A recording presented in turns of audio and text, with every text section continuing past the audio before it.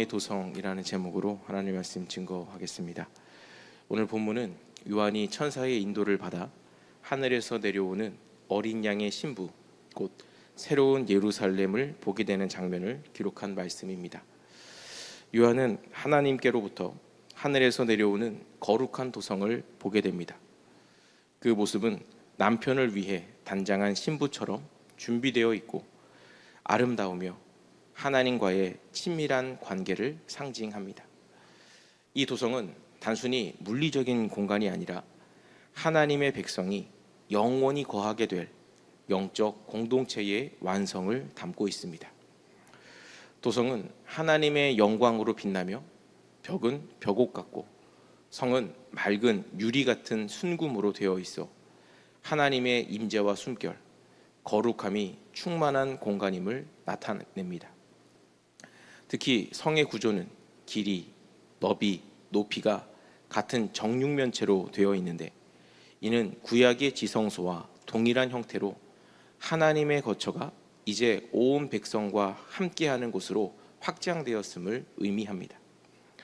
성의 크기는 12,000 스타디온, 약 2,200km에 달하는데 이는 공간적 규모를 넘어 하나님 임재의 무한함과 완전함을 상징합니다.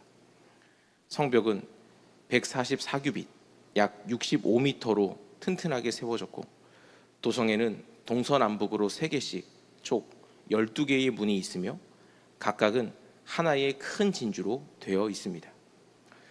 문에는 이스라엘 12지파의 이름이 새겨져 있고 각각의 문은 천사들이 지키고 있습니다. 이 모습은 구약의 언약 백성과 신약의 교회가 하나로 연결된 하나님의 백성 공동체가 이 도성에 함께 참여하게 됨을 보여주는 것입니다. 하나님의 구원 역사가 완성되어 이제 하나님 백성 모두가 이 영원한 도성에 들어가 은혜를 누리게 됩니다. 도성의 기초석은 각기 다른 보석들로 아름답게 꾸며져 있으며 그 위에는 어린 양의 12사도의 이름들이 새겨져 있습니다. 이는 이 공동체가 단순히 어떤 이상향이 아니라 예수 그리스도의 복음과 그 위에 세워진 사도적 신앙의 토대 위에 세워진 공동체임을 의미합니다. 즉 하나님의 구속의 역사를 통해 맺어진 참된 교회의 완성을 보여주는 것입니다. 도성의 길은 맑은 유리 같은 순금으로 되어져 있습니다. 이는 단지 값비싼 재료로 꾸며진 도시가 아니라 그 안에 있는 모든 것이 투명하고 정결하며 하나님의 영광을 반사하는 공간임을 나타냅니다. 거기에는 어둠이나 숨겨진 죄, 또 탐욕의 흔적이 전혀 없고 진실함과 거룩함이 길 위를 덮고 있습니다. 놀랍게도 그 도성에는 따로 성전이 존재하지 않습니다. 이는 구약시대부터 성전이 하나님의 임재를 상징하는 중심이었음을 기억할 때 굉장히 큰 전환을 말해줍니다. 이제 더 이상 성전 건물이 필요 없는 이유는 하나님과 어린 양 예수 그리스도께서 친히 그 백성들 가운데 거하시기 때문입니다. 성전이 상징하던 하나님의 임재의 현실이 이제 직접적인 동행으로 완성된 것입니다. 하나님의 백성은 그분과 영원히 얼굴을 마주하며 살아가게 됩니다. 오늘 말씀은 두 도시를 극명하게 대조합니다. 하나는 술 취한 음녀가 좌정한 바벨론, 온갖 탐욕과 거짓, 음란과 불의로 가득 찬 도성이며 결국 하나님의 심판으로 무너지게 될 운명입니다. 또 다른 하나는 영광과 정결로 단장된 신부, 곧 새 예루살렘입니다. 하나님께서 친히 그 가운데 거하시고 구약과 신약의 백성들이 함께하는 완성된 공동체입니다. 새 예루살렘은 높은 성곽과 12문으로 견고히 세워져 있습니다. 그 문은 하나의 진주로 이루어졌고 각각 이스라엘 12지파의 이름이 새겨져 있으며 그 기초석에는 어린 양의 12사도의 이름들이 기록되어 있습니다. 이는 하나님의 구속 역사를 통해 모든 시대의 백성이 하나된 공동체를 상징하며 그 어떤 악도 침입할 수 없는 영원한 거처임을 선포합니다. 이 도성은 단지 이상적인 미래가 아니고요, 하나님의 마음이 담긴 영원한 거처입니다. 새 예루살렘은 이 하나님께서 친히 설계하신 가장 완전한 공동체이며 그분의 영광과 거룩함이 그 도성에 가득합니다. 눈에 보이는 것 하나하나가 진리와 정결, 신실함을 드러내며 그 도성 안에는 어떤 두려움도 불안도 거짓도 발붙일 수 없습니다.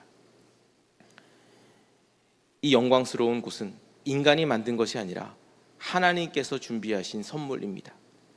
그 안에는 하나님의 백성들이 함께 거하며 각 시대를 살아낸 믿음의 사람들이 하나로 연결되어 완성된 모습을 보입니다. 우리의 영혼은 결국 이 아름다움과 영광을 향해 부름을 받고 있는 것입니다. 오늘날을 살아가는 우리가 바라봐야 할 것은 언제 무너질지 모르는 이 땅의 불안한 도시들이 아니라 결코 흔들리지 않는 하나님의 도성입니다. 우리의 삶은 그 영광의 도성을 향해 가는 순례의 여정입니다. 때로는 지치고 흔들릴 수도 있지만 하나님은 우리가 그 도성에 도달하도록 은혜로 붙드시고 도우십니다.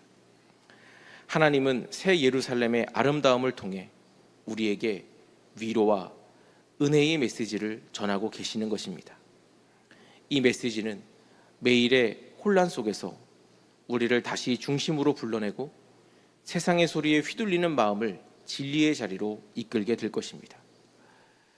이 음성이 우리 일상의 소망이 되고 우리 걸음의 방향이 될 수 있기를 소망합니다. 계속해서 우리가 살피는 것처럼 계시록에서 말하는 바는 완성될 하나님의 나라입니다. 더 이상 악이 존재할 수 없으며 어떤 슬픔도 애곡도 고통도 없는 그런 완전한 공간입니다. 지금 이 계시록을 당시 초대교회 박해받던 이들을 향해서 쓰고 있는 책이라는 점을 고려해 본다면 이것은 그들에게 굉장히 큰 위로와 은혜가 되었을 것입니다. 이것은 오늘날 우리도 마찬가지입니다. 우리 역시도 언젠가 그곳에 도달하게 될 것입니다. 완성될 그곳입니다. 하나님과 영원히 함께할 그곳입니다. 그 어떤 것도 이것을 뛰어넘을 수 없으며 그 어떤 것도 이것을 방해할 수 없습니다. 그리고 하나님과 얼굴을 마주하며 영원한 기쁨과 안식 속에 거하게 될 것입니다. 이 하나님의 나라를 바라보고 이 땅을 살아가는 저와 여러분 되시기를 소망합니다.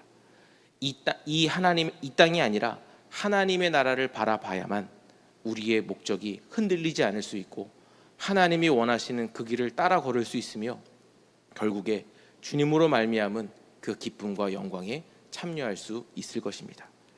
오늘 말씀 기억하면서 우리의 시선을 새 예루살렘에 고정하고 그 도성에 합당한 삶으로 주님과 동행하는 주님의 도우심을 얻는 저와 여러분의 삶 되시기를 주님의 이름으로 간절히 축원드립니다.